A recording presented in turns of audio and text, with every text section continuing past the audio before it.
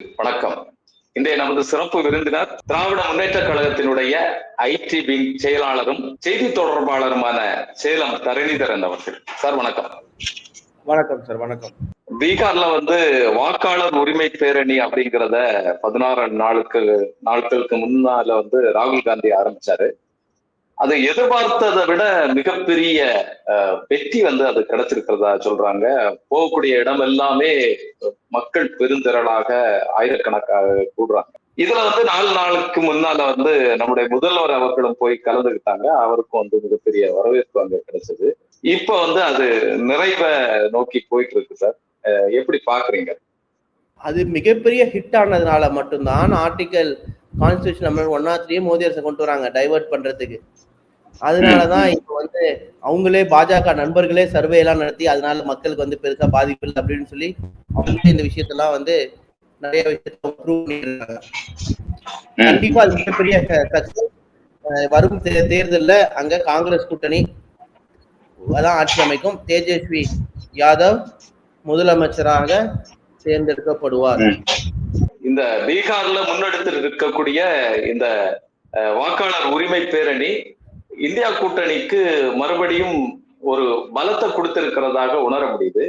இது வரக்கூடிய எலெக்ஷன்கள்ல குறிப்பாக மறுபடியும் பலம் அப்படிங்கிற கேள்வியே தவறான கேள்வியா இருக்கு. ஏன்னா இந்தியா கூட்டணி பலமா தானே இருந்தது. ஏன்னா வாக்கு சதவீதம் பாத்தீங்கன்னா 1% 2% வித்தியாசம். இதுவே நமக்கு ஒரிசாவில பாஜக ஜெயிக்காம இருந்திருந்தாலும் ஆந்திர பிரதேஷ்ல ஜெயிக்காம இருந்தா 2 மாநிலத்தை கைப்பற்றிருந்தா இந்தியா கூட்டணி தான் ஆட்சி அமைச்சிருக்கும். உதாரணத்துக்கு சந்திரபாபு நாயுடு நாட்டு நலன் கருதியும் நிதிஷ்குமார் நாட்டு நலன் கருதியும் இந்தியா கூட்டணியில் இருந்திருந்தார்கள் என்றால் நமக்கு கிட்டத்தட்ட இந்தியா கூட்டணிக்கு 140% சொச்சம் இருக்கு. அது இன்னொரு 50 சேர்த்துட்டீங்கன்னா 295 296 பாஜக அப்புறம் 240. அதனால இந்தியா கூட்டணி ஆட்சிக்கு வந்திருக்கும். ஸோ அது ஒரு ஜஸ்ட்ல ஒரு ஃப்ளூக்ல நிதிஷ்குமாரையும் சந்திரபாபு நாயுடையும் கடைசி நேரத்துல மாத்தி அங்க வர வச்சதுனால மட்டும்தான் இந்தியா கூட்டணியோட ஆட்சி இல்லையோ ஒழிஞ்சு மக்கள் இந்தியா கூட்டணி வரணும் தான் நினைச்சாங்க. ஆனா இந்தியா கூட்டணி பலமாக தான் இருக்கின்றது. அதுல எந்த வித மாற்று கருத்தும் தேவையில்லை. இல்ல, நான் அதுல சொல்ல நினைக்கிறது, இந்த பாராளுமன்ற தேர்தலுக்கு பிறகு ஒரு மிகப்பெரிய ஒரு ஐக்கியம் இல்லாம இருந்தது. குறிப்பாக மம்தா பானர்ஜி அவர்கள், ஆம் ஆத்மி கட்சி. ஆனா இன்னைக்கு ராகுல் காந்தி அவர்கள் இந்த ஓட்டு திருட்டை அம்பலப்படுத்தின பிறகு இவங்க எல்லாமே வலுவாக மறுபடியும் இணக்கமாக கூடிய ஒரு சூழல் இருக்கு. அதுதான் நாங்க கட்சி எதற்கு உருவாகுகிறது என்றால் காங்கிரஸ் வேண்டும் என்று, காங்கிரஸ் எதிரான ஆட்சி வர வேண்டும் என்று ஆரம்பிக்கப்பட்ட இயக்கத்தினால் தொடங்கப்பட்ட கட்சி தான் ஆம் ஆத்மி கட்சி. அப்ப இருந்தே ஆம் ஆத்மி கட்சி நம்ம கூட்டணியில இருந்தாங்க அப்படின்னா நம்மளால சொல்ல முடியாது. அவங்க ஒரு கன்வீனியன்ஸ்க்காக தான் இருந்தாங்க. நமக்கும் திராவிட முன்னேற்ற கழகமும் நல்ல உறவுதான் இருக்கு, நான் இல்லைன்னு சொல்ல. ஆனா அவங்களுக்கும் காங்கிரஸுக்கும் ஒரு நல்ல ரிலேஷன்ஷிப் இல்லாம இருக்கிறது காரணம் என்னன்னா, டெல்லியிலயும் பஞ்சாப்லயும் அவங்களுக்கு எதிரான கட்சி காங்கிரஸ் தான். ஒரு கட்சினால ஒன்றும் பெருசா ஆயிர போறது இல்லை சார், சரிங்களா? ஏன்னா அங்க பெருசா அவங்களுக்கு பெரிய பாராளுமன்ற உறுப்பினர்கள் வரல. நமக்கு ஆந்திராவும் பீகாரும் நம்ம பக்கம் இருந்திருந்தால், அவர் நிதிஷ் அந்த கூட்டணியிலே இருந்திருந்தால், அதுக்கப்புறம் ஒரிசாவிலையும் ஒரு ரிசல்ட் மாறாம இருந்தா கண்டிப்பா 310. இது நீங்க ஏன் இந்தியா கூட்டணி ஒரு பலவீனமா இருக்காங்க உங்களுக்கு தோணுது அப்படின்னா, உண்மைக்கு மாறாக தேசிய ஊடகம் எல்லாமே both print and news, both print and visual எல்லாத்தையுமே பாஜக கட்சி கைப்பற்றிட்டாங்க. அதனால இந்தியா கூட்டணி தினந்தோறும் தப்பான தகவலை போட்டு மக்கள் மனசோட பெர்செப்ஷன் உருவாக்குனதான். இந்தியா கூட்டணி பாஜக என்டிஏ கூட்டணியோட சிறப்பா இருக்கு. இல்ல, இதுல ஆம் ஆத்மியை பத்தி சொன்னீங்க. ஆம் ஆத்மி பஞ்சாப்லயும் டெல்லியிலயும் வலுவாக இருக்கிறாங்க.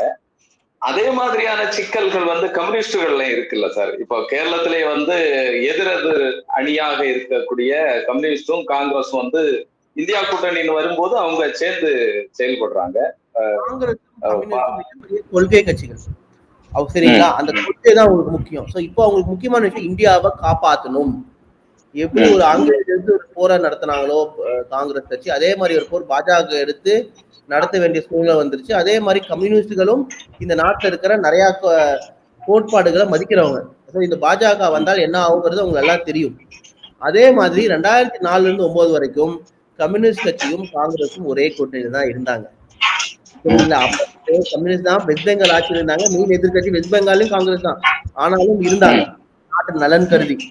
ஒரு சில சின்ன சின்ன வேறுபாடுகள் இருந்தது. பட் ஆனா ஓவராலா நம்ம கூட்டணியில தான் இருந்தாங்க கம்யூனிஸ்ட் கட்சிக்கு. ஸோ அதனால அது ஒன்றும் நமக்கு பிரச்சனை இல்லை.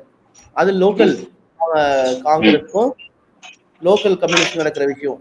நேஷனல் காங்கிரஸ்க்கும் இல்ல கம்யூனிஸ்டோட நேஷனல் ஆர்முக்கும் எந்த பிரச்சனையுமே இருக்காது. இந்தியன் நேஷனல் காங்கிரஸ் இஷ்யூ பேஸ் எடுத்து பாருங்க. ஏதாச்சும் ஒரு இஷ்யூல வந்து அவங்க அகைன்ஸ்டா ஓட் போட்டுருக்காங்க, நமக்கு அகைன்ஸ்டா போயிருக்காங்களா?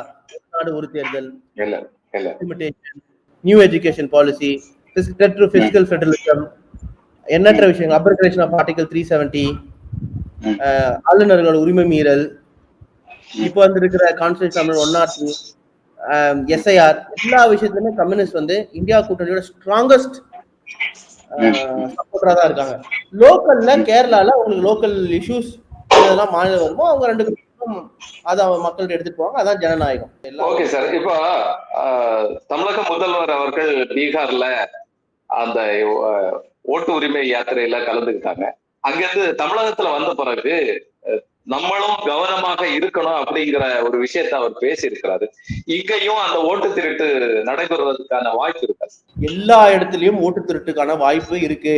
எதனால அப்படின்னு வந்து பார்த்தா, எலெக்ஷன் கமிஷன்ல இருக்கிற எலெக்ஷன் கமிஷன் ஆணையர்களை நியமிக்கிறது யாரு? பிரதம மந்திரி.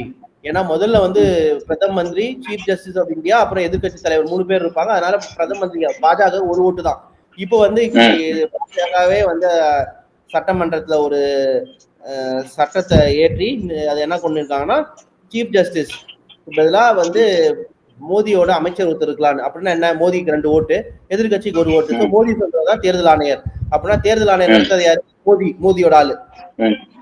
வேலை முடிச்சதுல அதனால தேர்தல் ஆணையம் வந்து எல்லா தில்லுமுடிலையும் செய்யறாங்க. பாஜக செய்தி தொடர்பாளர்கள்ல இப்ப இருக்கிற எலெக்ஷன் கமிஷனர் தான் நம்பர் 1 ஸ்போக்ஸ் பர்சன் இந்த மேட்டர்ல. உங்களுக்கு எதுவும் சந்தேகம் இருக்காதுன்னு நினைக்கிறேன். நம்பர் 1 ஸ்போக்ஸ் பர்சன் அவருதான். அதனால எலெக்ஷன் கமிஷன் எல்லா வேலையும் செய்வாங்க. தமிழ்நாட்டிலே வந்து பாத்தீங்கன்னா நமக்கு 200 சீட்டுக்கு மேல வந்திருக்கணும். அவங்க ஒரு கேள்வி கேட்பாங்க, அப்புறம் தமிழ்நாட்டுல எப்படிப்பா ஜெயிச்சிங்க அப்படின்னு. நான் தான் சொல்றேன், டிஸ்பைட் தேர்தல் ஆணைய பாரபட்சம் இருந்தும் மக்கள் வந்து அதிகளாவிய மக்கள் வந்து இந்த அதிமுகவும் பாஜக வரக்கூடாதுன்னு நினைத்த காரணத்தினால் திராவிட முன்னேற்ற கழகம் வெற்றி பெற்றது. இப்ப இந்த பிரச்சனை எல்லாம் இல்லாம தான் நமக்கும் அதிமுக வாக்கு வித்தியாசமா ஒரு 15% இருந்திருக்கும். நம்ம கிட்ட 210 வச்சிருப்போம். இப்ப இந்த பிரச்சனை எங்க வருதுன்னா, இந்த பாரபட்சம் செயல்பாடுகள் எந்த மாநிலத்துல 3%, 4%, 5% பாஜக தூக்கி இருந்தோ அங்கெல்லாம் வந்து தோக்காது, ஜெயிச்சிடும். ஏன்னா 5% அப்படியே பாஜக போயிடும். 5% ஓட் டிஃபரன்ஸ்னா அது 3% எடுத்து நீங்க பாஜக கொடுத்தீங்கன்னா போதுமே, 1% பாஜக லீடு. அவ்வளவுதான் மேட்டர். சோ அந்த மாதிரி இந்த 4%, 5% இந்த ஓட்டு டெலிஷன் அடிஷன் எப்படி மகாராஷ்டிரால பாருங்க, 1 கோடி புது வாக்காளர்கள் கொடுத்திருக்காங்க. பஸ்ல வந்து ஏறி இருக்காங்க. புது கிராமத்துல 1000 பேர் புதுசா ஓட்டு போட்டிருக்காங்க.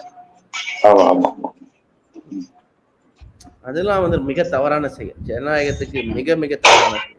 சரி சார், உங்களுடைய நேரத்துக்கும் கருத்துக்களுக்கும் நன்றி.